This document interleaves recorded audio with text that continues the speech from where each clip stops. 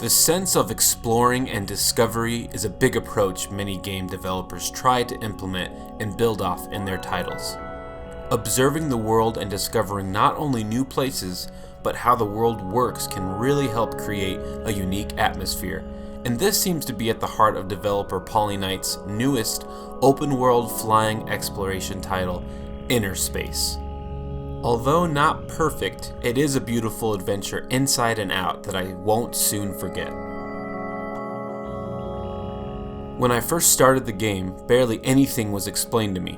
What was I? What could I do? Where was I supposed to go? As I made my way further through the game, I soon realized that the mystery of my situation was really the whole theme surrounding the game, and an integral part of the adventure and atmosphere. As I explored my way through the introductory level, I was greeted by the main companion you encounter, an archaeologist exploring the inverse. I quickly found out that I was actually constructed by the archaeologist and was more or less to be used as a tool meant for burrowing deep into every domain to collect relics for research. The overall gameplay is exceedingly simple throughout the game. Playing a little like Pilot Wings, the player flies a plane that can soar through the air at high speeds. Interestingly enough, the player doesn't really ever land or stop the plane, but is always flying to explore for the archaeologist.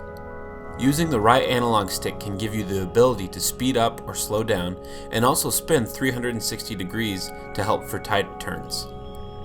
Throughout the adventure, finding relics can also enhance and create new abilities for the plane.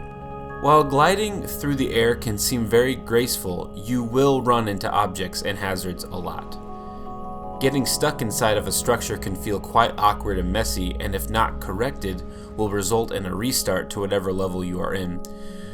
This aspect of the game is really where I felt more polish could have been added to make for a smoother experience. The atmosphere of InnerSpace is definitely the game's best strength. From the get-go, the visuals combined with the sound design complement each other perfectly. Bright colors showcase every element of the environment, putting a brilliant sheen on most textures with a glowing interior sun illuminating the air. Diving into the depths of the surrounding water illustrates the thought and crafting that went into the design of every crevice and chasm. The music is truly wonderful and really was the most important part of creating a mesmerizing, almost hypnotic atmosphere. The sound effects really characterize the tone of the world as well, and really reminded me of nostalgic memories from previous Zelda games. Being in the inverse, the nature of the physics work a little differently, as they are literally inverted. Different portals will take you to other areas where water encompasses the outside of the inverted spheres. Because of this, flying around can be a little confusing. With no map, or any on-screen interface, exploring and memorizing every space is really your only option to know your whereabouts. I could definitely see this aspect of the game's design not being everyone's cup of tea, as many times during my playthrough, I spent time just trying to figure out where the heck I was. But after a while, I did eventually get the hang of really paying attention to every aspect of the environment, and trying to remember where I have and haven't been. As beautiful as the game is, there are some aspects that definitely hinder the game's strong atmosphere. Relatively long loading times occur both initially and when teleporting between portals. At one point, a dialogue text box was stuck on the screen until I eventually reset the game. But the biggest issue I experienced was the near constant frame rate drops that happened during gameplay, especially at the busier moments of the game. While these hindrances are unfortunate, they really did not ruin the overall experience. The organic nature really affected every part of my adventure playing InnerSpace. Everything from the backstory to the overarching gameplay goals had to be discovered and sought out by myself.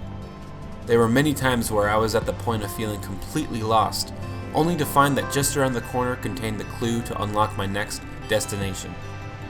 While the controls could use a bit more polish, InnerSpace really came to be a beautiful experience that I grew to love.